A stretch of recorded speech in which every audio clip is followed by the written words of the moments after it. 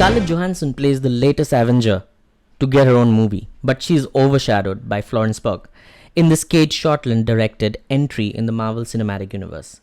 If I were Natasha Romanoff, aka the Black Widow, aka the first original female Avenger, and yet years overdue for her own film, I'd be hella miffed. After wearing myself out doing flips and kicks and spy work, I finally get my own movie, but the result? Marvel Studios' Black Widow, opening Friday, uncomfortably mashes up a heartwarming family reunion flick with a spy thriller, and then lets its star Scarlett Johansson get overshadowed. Black Widow begins in Ohio in the 90s. Natasha is a brave but serious young girl who already has a hardened look in her eyes.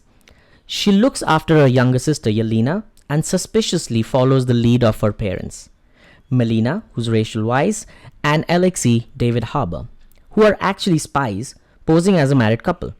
Natasha, who has already started training at the Red Room, a secret Soviet boot camp training, turning young women into deadly agents, is split from Yelena and the girls are taught to kill.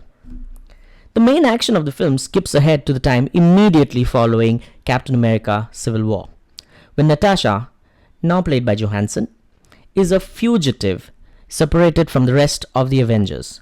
If jumping back a few films in the franchise sounds confusing, Black Widow, along with the current Disney Plus series Loki, serves as the Marvel Cinematic Universe's most recent attempt at retroactively building character narratives and backstories by doubling back on its own colossal, ever-expanding timeline.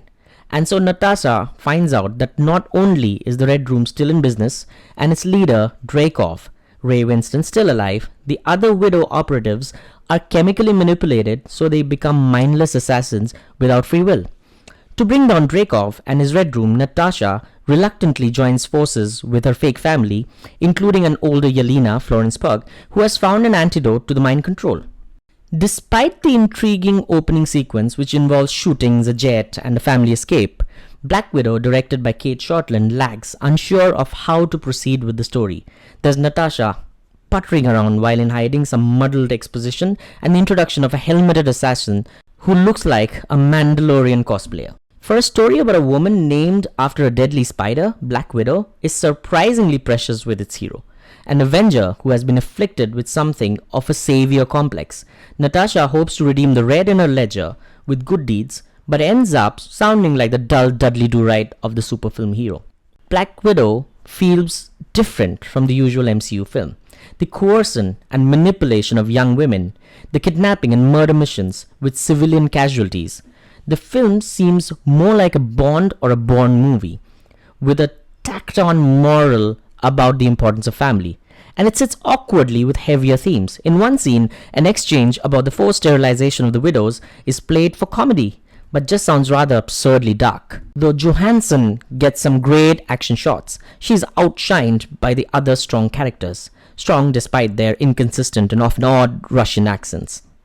Harbour's Alexei is an obnoxious, though endearing Russian teddy bear of a retired super soldier. Weisz's Melina is the tough but cowardly scientist who is used to being complicit in a system of which she's also a victim. But most often Pugh steals the show.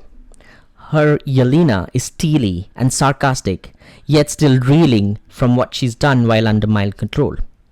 Pugh brings cleverness and vulnerability to the character, and she and Johansson have the chemistry to pull off the comic taunting and teasing that comes with a sibling relationship. Why does Natasha always pose in the middle of fights? Landing close to the ground, flipping her hair up and back, Yelena asks mockingly. And she challenges Natasha's self-righteous idea of heroism. "I'm not the killer that little girls call their hero," Yelena tells her. There's a whole movie in that exchange alone. The script by Eric Pearson grants Yelena more personality, emotional depth, and intrigue. It not only mines the more immediate trauma she has faced, but also, through her, critiques the wishful optimism that Natasha holds for the Avengers, whom she considers her real family. The film also struggles to figure out its deeper politics. Natasha and Yelena's rough beginnings as immigrant children who are pushed into the extraordinary world of superheroes and villains recall the years of the Maximoffs, the Scarlet Witch, and Quicksilver. There's some statement here about young immigrants who are left behind, but the movie never really figures it out. And the villain, with a love of controlling little girls, Well, I'm sure I don't need to go into the sinister implications of that. Women assassins, women mad scientists. There seems to be a thematic undercurrent of girl power and the strength of women, which is often systematically subdued or controlled by men, but it feels superficial. We aren't introduced to the other widows, and for a film about expert fighters, the fight choreography and cinematography don't do our female warriors justice. The rapidly shifting camera angles obscure rather than reveal the martial arts. By the end of the story, which leads into Avengers Infinity War, and the post-credit scene jumps to the future in case the hops around MCU timeline haven't been confusing enough, it seems as though Black Widow is self-satisfied with its protagonist. She's got the freshly dyed blonde do, and her journey with a spy family inspires her to get back to her other family, the Avengers. But Black Widow never feels more than just a footnote in the story, a detour that holds no weight in the larger MCU narrative, except to set up Yelena for a larger role in the future. With many of these new Marvel productions, however, it seems that's the best we could hope for. Stories that finally feature the underrepresented heroes we want to see, but that often still serve as placeholders, slotting in another piece of the puzzle of the larger MCU as it continues to grow. I'd hoped Black Widow could be deadly and fierce, but it ultimately slides just under the radar.